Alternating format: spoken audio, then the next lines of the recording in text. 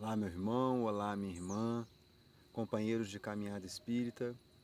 Mais uma vez estamos aqui para falar do Evangelho de Jesus, para refletirmos junto de Emmanuel no livro Vinha de Luz. A lição dessa vez é a 46, Crescei. Antes, crescei na graça e no conhecimento do nosso Senhor e Salvador Jesus Cristo. A segunda de Pedro, capítulo 3, versículo 18. A situação de destaque preocupa constantemente a ideia do homem. É verdade, a gente vive em família, a gente vive em sociedade, a gente vive no nosso trabalho, sempre buscando esse destaque, sempre buscando essa caminhada bem-sucedida. Inclusive a gente ensina os nossos filhos a buscarem esse sucesso, né? O próprio mendigo, esfarrapado e faminto, muitas vezes permanece orgulhoso na expectativa de realce ao céu. Ou seja, essa conversa aqui não é só para quem está buscando esse destaque, né, ser bem-sucedido em uma matéria financeira e uma matéria seletiva. Também aqui Emmanuel nos diz que o próprio mendigo também assim anseia. Habitualmente, porém, toda ansiedade, nesse particular, é propósito mal dirigido, objetivando o crescimento ao inverso. Ou seja, esse destaque que a gente quer, né, essa chuva de oportunidades que talvez a gente exija que chegue até nós, na verdade aqui Emmanuel nos alerta que seria um crescimento ao inverso. Por que ele diz isso? Porque a gente perde o foco da nossa caminhada. Enquanto a gente deveria estar buscando o nosso crescimento espiritual, enquanto a gente, detentores, nós espiritistas cristãos, detentores das verdades, das leis divinas, das leis naturais, né, da imortalidade da alma, da reencarnação, a gente focando nisso, entendendo que estamos aqui para uma caminhada, né, de reparos, uma caminhada de resgates. Em vez de focarmos nisso, estamos focando justamente em sermos bem-sucedidos ao mundo, aos olhos do mundo. Não seria, propriamente, o ato de se desenvolver, mas de se inchar. Olha só o nosso ego falando mais alto, a nossa necessidade de aceitação, né, com esse misto dessa necessidade de sermos realmente bem-sucedidos, de sermos realmente, estarmos realmente em destaque, onde quer que estejamos. Seja talvez num simples jogo de futebol, seja, como disse, dentro da nossa casa. Desejamos muitas das vezes que a nossa opinião sempre seja a opinião mais aceita, ou a única aceita. A gente sempre busca esse destaque. E isso é um traço que devemos, segundo aqui Emmanuel, crescer para eliminar da nossa vida e deixarmos de ter esse crescimento ao inverso para termos realmente o crescimento espiritual. Nessa mesma pauta, muitos aprendizes irrequietos pleiteiam altas remunerações financeiras, favores do dinheiro fácil, elevação aos postos de autoridade, invocando a necessidade de crescer para maior eficiência no serviço do Cristo. Esse parágrafo que é o X da reflexão. Por quê? Porque nós ainda aguardamos nos melhorarmos financeiramente, adquirirmos postos de comando e de poder, sobre a justificativa que só aí poderemos contribuir na seara do Cristo. E é um engano tremendo, meus irmãos. É um engano tremendo, porque o Cristo deseja que nós nos coloquemos ao trabalho para que nos melhoremos. Porque aí sim nos melhoramos, né, a partir do momento que vamos desenvolvendo, percebendo, né, essa rota que está desfigurada, aí sim trazendo o nosso carro para a estrada certa, para o caminho certo, vamos estar ajudando, vamos estar contribuindo, porque a transformação começa em nós. O reino de Deus prometido por Jesus, a sua vinda, é aqui dentro. A gente precisa iniciar a nossa caminhada conosco mesmo em primeiro plano. E não ficar esperando que muitas coisas aconteçam na nossa vida, para que aí sim a gente se interesse, a gente busque. Essa preparação para melhor servirmos vai acontecer com o próprio trabalho, com o próprio esforço, com o próprio estudo e conhecimento do Evangelho, o próprio estudo e conhecimento das obras de Kardec. Eles vão dar um norte muito grande para nós e vão facilitar a nossa caminhada, sem dúvida nenhuma. Isso, contudo, quase sempre é pura ilusão. Materializadas as exigências, transformam-se em servidores rodeados de impedimentos. Olha que Emmanuel já adianta. Tá bom, você vai esperar então ter uma condição monetária melhor, você vai esperar estar num posto de autoridade, de poder que você possa contribuir mais. Ok, você esperou. Quando você chegar nessa situação que você criou como uma necessidade, muitas das vezes você vai estar rodeado de impedimentos.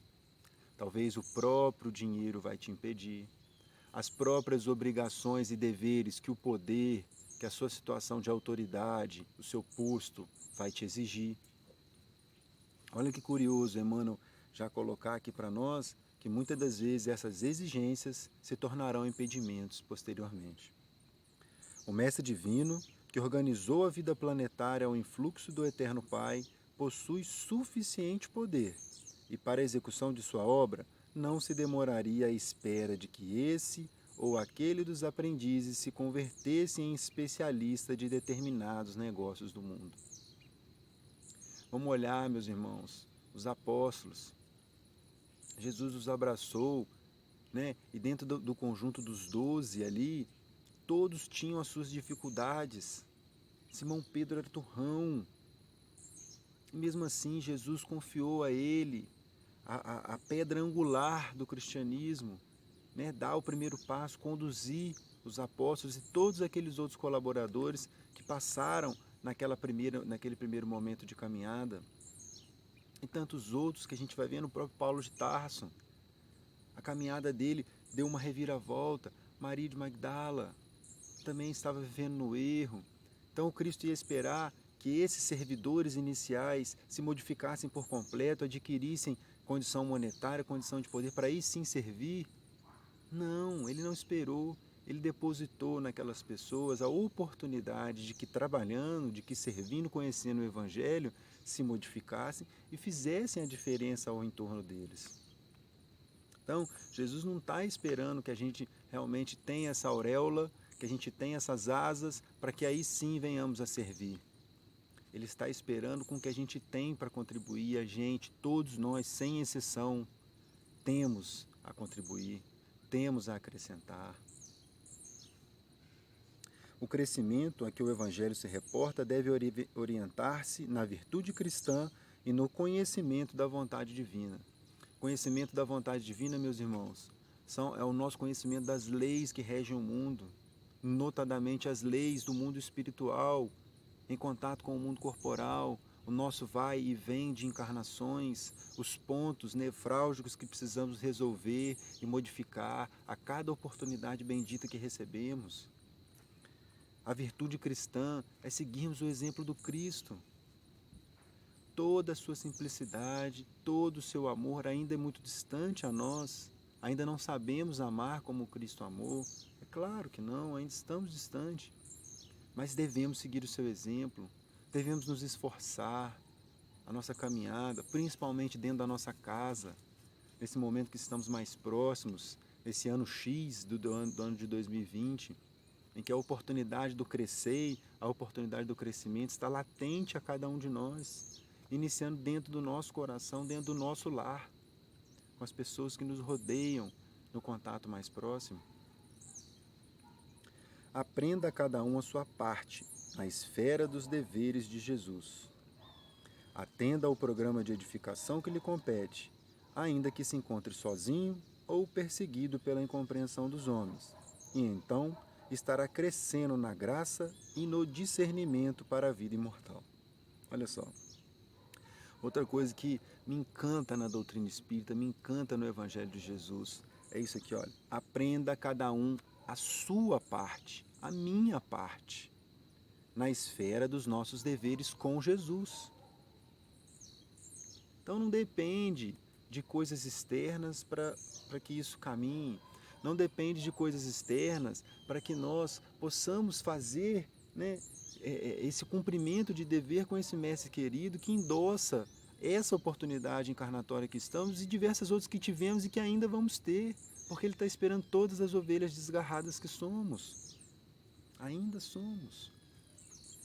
Então compete a cada um, e isso é maravilhoso. A gente não depende nem mesmo dos nossos familiares, nem mesmo dos nossos irmãos e amigos queridos, depende de cada um de nós. E pelo nosso exemplo, pela nossa determinação, a gente tende a arrastar todos que estão à volta de nós.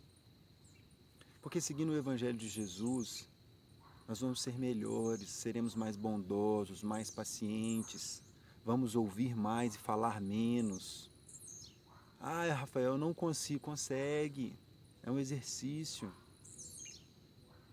Aos poucos a gente vai conseguindo. De 10 oportunidades, você falhava nas 10. A partir dali você falha em 9. Mais algum tempinho, algumas semanas, alguns meses, você fala em 8. E aquilo vai se tornando um hábito. O falar menos e ouvir mais é um grande exemplo.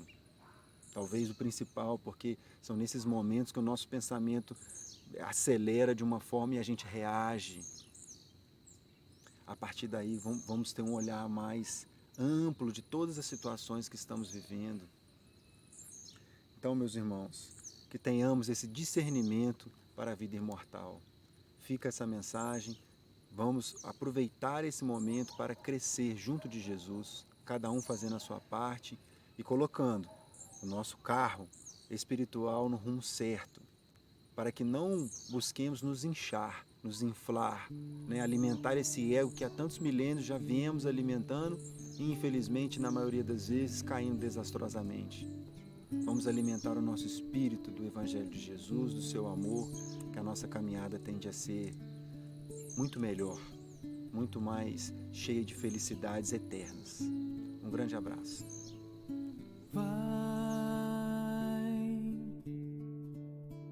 E descobre caminhos por entre sementes de luz.